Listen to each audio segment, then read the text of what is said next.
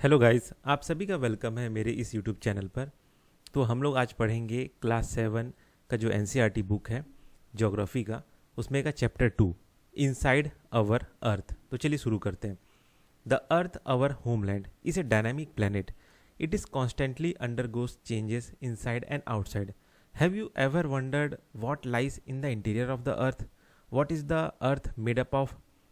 Interior मतलब ये कह रहा है कि जो जिसमें हम रहते हैं, जो अर्थ है, वो एक डायनामिक प्लेनेट है ना।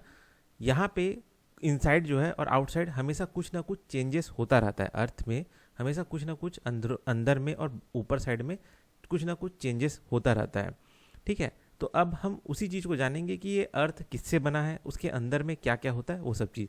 तो सबसे पहले देखते हैं इंटीरियर ऑफ द अर्थ।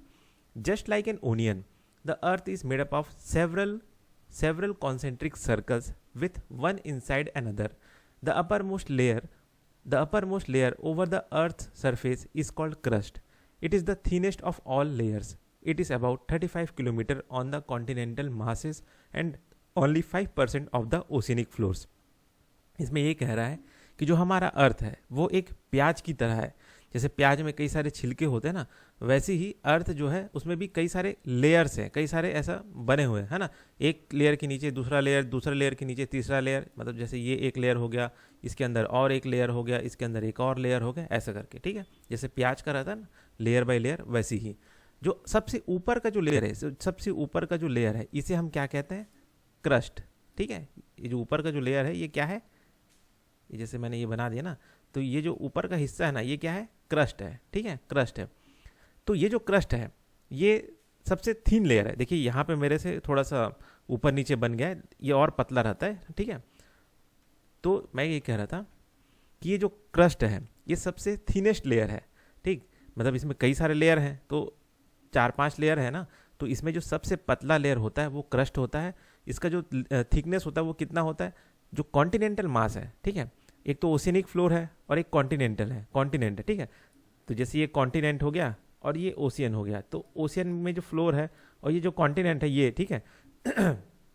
तो जब कॉन्टिनेंट होता है ना, वहाँ पे ये जो क्रस्ट का जो लेयर का जो थिकनेस होता है ना, वो लगभग 35 किलोमीटर होता है। और वही ओशियन में जो फ्लोर है, ठीक है, ओशियन का जो फ्लोर है वहाँ पे लगभग होता है 5 किलोमीटर तक का। ठीक है, थिकनेस जो है 5 किलोमीटर तक का होता है। The main mineral constituent of the continental mass are silica and alumina. मतलब ये जो कॉन्टिनेंटल मास है ना, उसमें मेन मिनरल्स क्या क्या हैं? उसमें मिनरल्स है सिलिका और एल्यूमिना का, इसलिए इसे सियाल कहते हैं, है ना, SiAl। द ओशियनिक क्रस्ट, ये जो ओशियनिक क्रस्ट है, ये तो कॉन्टिनेंटल क्रस्ट के बारे में बता दिया मैंने, ये ना। ठीक है, और जो ओशियनिक क्रस्ट है उसे हम क्या कहते हैं? सीमा। क्यों? Mainly consist of silica and magnesium. ठीक है, उसमें मैग्नीशियम और सिलिका, इसलिए उसे सीमा कहते हैं। उसके और नीचे जाएंगे, है ना। अब जैसे अभी हमने ये ऊपर का लेयर के बारे में पढ़ा, क्रस्ट के बारे में, अब उसके जैसे और नीचे जाएंगे तो उसके नीचे और क्या आता है? क्रस्ट के नीचे मेंटल, MANTLE, मेंटल। ठीक है, जिसका जो गहराई है या फिर जो फैला हुआ है, कितना किलोमीटर तक अंदर फैला हुआ है? लगभग 2900 किलोमीटर तक अंदर और फैला हुआ है। ये देख सकते हैं, ये देख रहे हैं ना, मेंटल कितना दूर तक और फैला हुआ है? 2900 किलोमीटर तक। ठीक है, तो ऊपर क्रस्ट है, फिर आता है मेंटल। ठीक है, तो ये क्रस्ट के नीचे होता है। उसके बाद इसके और भी एक नीचे और लेयर होता है जिसे हम कहते हैं कोर, CORE, जिसका रेडियस कितना है? लगभग 3500 किलोमीटर का रेडियस। समझ में आ रहा है ना? ये जैसे एक कोई सर्कल है, तो उसका सेंटर से लेके इसका जो दूरी होता है इसे हम क्या कहते हैं? रेडियस। ठीक है, तो वही रेडियस है 3500 किलोमीटर।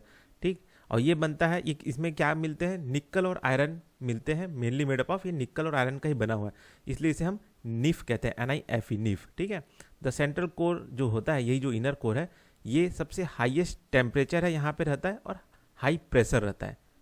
ये जो देख रहे हैं ना, ये इनर कोर जो है, ठीक है, ये जो इनर कोर है, ये यहाँ पे सबसे ज़्यादा हाई टेम्परेचर रहता है और हाई प्रेशर रहता है।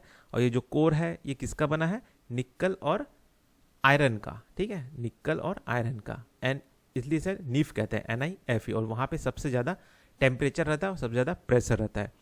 Rocks and minerals, the earth crust is made up of various type of rock. ठीक है, तो जो अर्थ का जो क्रस्ट है उसमें वो कई सारे टाइप के रॉक से वो बना रहता है।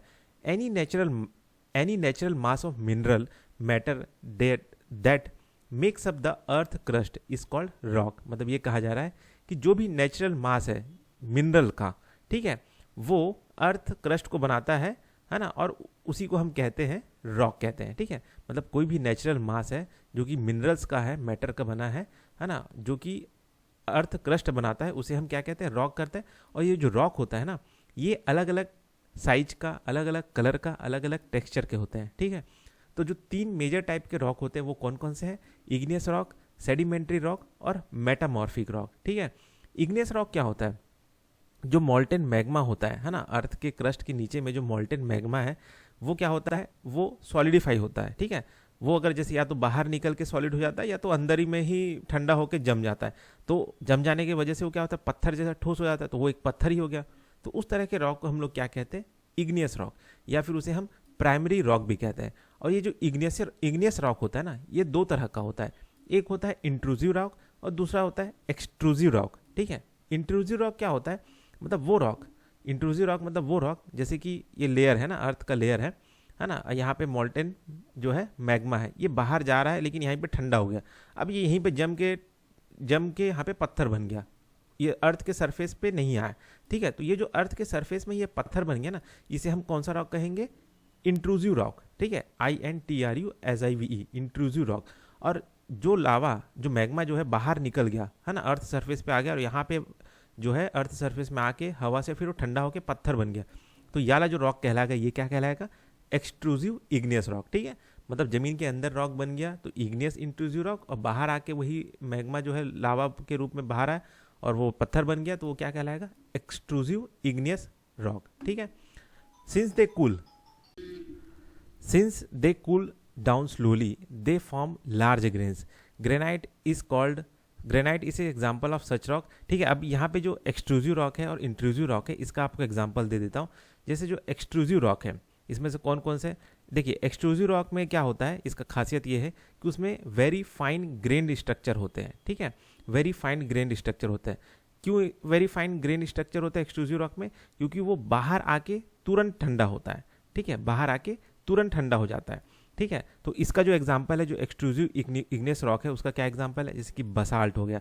जो हमारा डेक्कन प्लेट्यू है वो किसका बना है, बसाल्ट रॉक का बना है, ठीक है। और फिर जो ये इंट्रूसिव इग्नियस रॉक है जो कि अंदर में ही पत्थर बन गया है, इसका एग्जाम्पल क्या है, ग्रेनाइट, ठीक है। और इसका जो खासियत होता है ये होता है, ये जो इंट्रूसिव इग्नियस रॉक का, कि उसमें आपको लार्ज ग्रेन, ठीक है, लार्ज ग्रेन स्ट्रक्चर का वो रहता है, यहीं पे लिखा होगा, कहाँ पे था, ठीक है, मेड अप ऑफ ग्रेनाइट, एक मिनट रुकिए, है ना। तो मतलब ये लार्ज ग्रेन स्ट्रक्चर का होता है। इसके पीछे जो कारण है वो ये रहता है कि वो धीरे धीरे ठंडा होता है, ठीक है। Sometimes the molten magma cools down deep inside the earth crust, solid rocks are formed, since they cool down slowly they form large grains, ठीक है। तो जो ये लार्ज ग्रेन बनाता है वो है किसका खासियत है, ये एक्सट्रूसिव इंट्रूसिव इग्नियस रॉक का। क्यों इसमें लार्ज ग्रेन क्यों बनते हैं? क्योंकि ये पृथ्वी के अंदर में दबा रहता है और धीरे धीरे ठंडा होता है। धीरे धीरे ठंडा होने में उसकी वजह से उसमें लार्ज ग्रेन्स बन जाते हैं। और इसका जो एग्जाम्पल है वो कौन सा है, ग्रेनाइट। ग्रेनाइट जो पत्थर है वो इसी इंट्रूसिव इग्नियस रॉक का ही एग्जाम्पल है। Rocks roll down, crack and hit each other and are break down into small fragment. These small particles are called sediment. Sediment wind was. अब यहाँ पे हम जानते हैं कि सेडिमेंट क्या होता है। अब ये जो भी पत्थर बने हैं, है ना, ये क्या होता है, धीरे धीरे टूटने लगता है। कहीं से टकरा गया, कहीं से लुढ़कते हुए कहीं गया तो टूट गया, तो उसके क्या है, छोटे छोटे टुकड़े अलग अलग जगह फेंका जाता है। तो इसे हम क्या कहते हैं, सेडिमेंट्स कहते हैं। अब यही सेडिमेंट्स क्या होता है, हवा के जरिए या पानी के जरिए एक जगह से दूसरी जगह ये इकट्ठे होते हैं, है ना। तो ये जो सेडिमेंट्स है ये कहीं पे जहाँ पे इकट्ठे हो गए हवा के जरिए या पानी के जरिए, वो क्या होते हैं, एक जगह पे इकट्ठे होने के बाद में वो क्या है, वो कंप्रेस्ड हो जाते हैं। दबते दबते दबते दबते उसके ऊपर मिट्टी पे मिट्टी लेयर जब दबता जाता है, उसको दबाता जाता है, तो वो एक hard rock, layer of rocks बन जाता है, एकदम हार्ड रॉक बन जाता है। तो उस तरह के रॉक को हम कहते हैं क्या, सेडिमेंट्री रॉक, ठीक है। फॉर एग्जाम्पल जैसे कि सैंड स्टोन हो गया, जो कि ग्रेन्स ऑफ सैंड का बना हुआ है। और ये जो रॉक है ना, ये जो रॉक है, जो सेडिमेंट्री रॉक है, ये क्या रहता है, इसमें क्या क्या रहता है, ये फॉसिल्स भी कंटेन करता है। फॉसिल्स मतलब जैसे जीवाश्म जो होते हैं ना, जैसे पेड़ पौधे के जीवाश्म हो गए, कोई जानवर हो गया वो उसमें दबा हुआ है तो उसके जीवाश्म आपको नजर आ जाएंगे, या फिर कुछ और अदर माइक्रो ऑर्गेनिजम्स के जीवाश्म आपको वहाँ पे नज़र आ जाते हैं, ठीक है। इग्नियस एंड सेडिमेंट्री रॉक आपको समझ में आ गया हो क्या होता है। लावा से जो बना सीधा वो इग्नियस रॉक हो गया, और इग्नियस रॉक का टुकड़ा जो है कहीं पे इकट्ठा हो गया और वो दब दब के एक पत्थर का फॉर्म बन गया, तो वो क्या हो गया, सेडिमेंट्री रॉक हो गया। अब यही जो दोनों रॉक है वो मेटामॉर्फिक रॉक में बदलते हैं। कैसे? Under great heat and pressure, ठीक है। अब जैसे मान के चलिए कहीं पे इग्नियस रॉक बना, कैसे बनता है बता दिया, सेडिमेंट्री रॉक भी बना, ठीक है। अब ये दोनों के दोनों फिर कहीं पे दब गए, है ना, और उस पर ग्रेट हीट और प्रेशर फिर से पड़ा, तो ये अपना जो स्ट्रक्चर है, ग्रेन स्ट्रक्चर है, जो भी इसका प्रॉपर्टी है उसको फिर से चेंज कर लेता है। जैसे कि क्ले हो गया, एग्जाम्पल के लिए क्ले हो गया, changes into slate and lime stone into marble, ठीक है। तो क्ले जो है आपका जो है उससे आप स्लेट बना लिए, और जो लाइम स्टोन है जो कि सेडिमेंट्री रॉक है वो दबा जो है मतलब हीट और प्रेशर जब उस पर पड़ा तो वो क्या बन गया, मार्बल बन गया। Rocks are very useful to us. अब रॉक्स जो है हमारे लिए बहुत यूजफुल भी होते हैं, इसी से हम जमीन क्या बोलते हैं आपका रोड बनाते हैं, हाउस बनाते हैं, घर बनाते हैं, ठीक है। तो ये हमारे लिए बहुत ज़रूरी है, इससे बच्चे देखा होगा बचपन में बच्चे लोग खेलते भी रहते हैं, ठीक है। You will be surprise to know that one type of rocks can change to another type under certain condition in a cyclic manner. This process of transformation of rock from one to another is known as rock cycle. You have already learned when the molten magma cools it solidifies it become to igneous rock. This igneous rock particle, अब यहाँ पे ये जो paragraph है ना, ये क्या चीज़ है मैं बता रहा हूँ। ये जो डायग्राम है ना, इसको सीधा आप देख लीजिए, ये आपको आसानी से समझ में आ जाएगा, है ना। अब देखिए यहाँ से जो मैग्मा है ना, ये जो है मैग्मा है, ये बाहर निकला, और ये जो लावा है ये क्या हो गया, ठंडा हो गया। अब क्या बन गया, ठंडा होने के बाद में रॉक बन गया। कौन सा रॉक, इग्नियस रॉक बन गया, है ना। अब यही इग्नियस रॉक जो है छोटे छोटे टुकड़ों में बट गया, है ना, कहीं से टकरा गया, कहीं से लुढ़कते हुए जा रहा है, तो ऐसे छोटे छोटे उसके सेडिमेंट्स हो गए। अब यही सेडिमेंट्स जो है सारे इकट्ठे हो गए और उसमें हाई हीट और प्रेशर पड़ा दब के, फिर वो क्या बन गया, सेडिमेंट्री रॉक बन गया, ठीक है। यही सेडिमेंट्स क्या बन गया, सेडिमेंट्री रॉक। कभी कभार यही सेडिमेंट्री रॉक वापस से टूट के सेडिमेंट्स में बन जाते हैं, ठीक है। लेकिन ये जो सेडिमेंट है वो वापस से इग्नियस रॉक नहीं बनता, याद रखिएगा, ठीक है। सेडिमेंट्री रॉक वापस से सेडिमेंट्स जरूर बन जाते हैं, लेकिन सेडिमेंट्स जो है वो इग्नियस रॉक नहीं बनते। अब यही सेडिमेंट्री रॉक जो है वापस से हीट और प्रेशर अगर इस पर पड़ता है, इस रॉक पे, तो ये क्या बन जाता है, मेटामॉर्फिक रॉक, है ना। अब यही मेटामॉर्फिक रॉक जब ये फिर ये हाई हीट और प्रेशर में जाता है, मान के चलिए ये ज़मीन के अंदर चला गया, वहाँ पे हाई हीट और प्रेशर फिर से झेला, तो ये क्या बन जाएगा, फिर से ये मैग्मा बन जाएगा, और वही मैग्मा फिर से बाहर आएगा, ठंडा होगा और इग्नियस रॉक बन जाएगा। तो देख रहे हैं, इसी को ही कहते हैं रॉक साइकिल। मतलब वो जो पत्थर है ना, लावा से शुरू हुआ और इग्नियस रॉक बना, फिर उसका टुकड़े हुए सेडिमेंट बने, फिर वही सेडिमेंट दब के सेडिमेंट्री रॉक बने, फिर वही सेडिमेंट्री रॉक दब के क्या बन गया, मेटामॉर्फिक रॉक बन गया, ठीक है। या फिर ये जो इग्नियस रॉक है वो मेटामॉर्फिक रॉक बन गया, क्योंकि जरूरी नहीं कि सिर्फ सेडिमेंट्री रॉक ही मेटामॉर्फिक रॉक बने। इग्नियस रॉक और सेडिमेंट्री रॉक जो है अगर हाई हीट और प्रेशर में आए तो वो मेटामॉर्फिक रॉक बनते हैं। अब यही मेटामॉर्फिक रॉक जो है वापस से हाई हीट और प्रेशर और झेला, तो वो क्या बन गया, मैग्मा बन गया। अब फिर यही मैग्मा फिर से इग्नियस रॉक बन के आया, तो ये हो गया रॉक साइकिल, ठीक है। ये वही चीज़ लिखा है, जो चीज़ यहाँ पे लिखा है ना, उसी चीज़ को मैंने यहाँ पे डायग्राम देख के सिंपल तरीके से समझा दिया। Rocks are made up of different minerals. Minerals are naturally occurring substances which have certain physical properties and definite chemical composition. Minerals are very important to humankind. Some are useful, some are used as fuels. For example, coal, natural gas, and petroleum. They are also used in industries, iron, aluminium, gold, uranium, etc. in medicine, in fertiliser. मतलब ये कहा जा रहा है कि जो rocks होते हैं ना, उसमें कई सारे अलग अलग टाइप के मिनरल्स होते हैं, ठीक है। इनका अलग अलग केमिकल प्रॉपर्टीज़ होता है, फिजिकल प्रॉपर्टीज़ होता है, और ये जो मिनरल्स है ये मानव जाति के लिए बहुत इंपॉर्टेंट होता है। जैसे कि फ्यूल हो गया, है ना, फॉर एग्जांपल कोल जो है वो भी एक मिनरल्स है, नेचुरल गैस हो गया, पेट्रोलियम हो गया, और ये सारे जो चीज़ है ये इंडस्ट्रीज में यूज़ होता है ना। और जैसे कि iron, aluminium, gold, uranium etcetera, है ना, और ये मेडिसिन में भी यूज़ होते हैं, और आपका फर्टिलाइजर में भी ये सब यूज़ होते हैं, जो भी ये मिनरल्स मैंने बताया वो सब चीज़, ठीक है।